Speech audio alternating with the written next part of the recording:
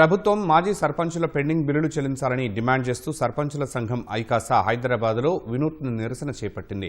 Pending బిల్లుల విషయంలో CM Revanth Reddy మనసు మార్చాలని ట్యాంక్ బండ్పై ఉన్న తెలంగాణ తల్లి కొండా లక్ష్మణ్ బాపూజీల విగ్రహాలకు సర్పంచుల సంఘం ఐకాసా అధ్యక్షుడు యాదయ్య గౌడ్ వినతి పత్రాలు అందజేశారు. పెండింగ్ బిల్లుల కోసం పలుమార్లు శాంతియుత మార్గంలో నిరసనలు చేసినప్పటికీ ప్రభుత్వం బిల్లులు మంజూరు చేయట్లేదని ఆందోళన వ్యక్తం చేశారు. పెండింగ్ బిల్లులు రాక అనేక మంది సర్పంచులు ఆత్మహత్యలు చేసుకుంటున్నారన్నారు. ప్రభుత్వం తక్షణమే పెండింగ్ బిల్లులు మంజూరు చేసి స్థానిక సంస్థల ఎన్నికలు నిర్వహించాలన్నారు. లేని పక్షంలో ఎన్నికలను అడ్డుకుంటామని సర్పంచుల సంఘం ఐకాసా అధ్యక్షుడు యాదయ్య గౌడ్ హెచ్చరించారు.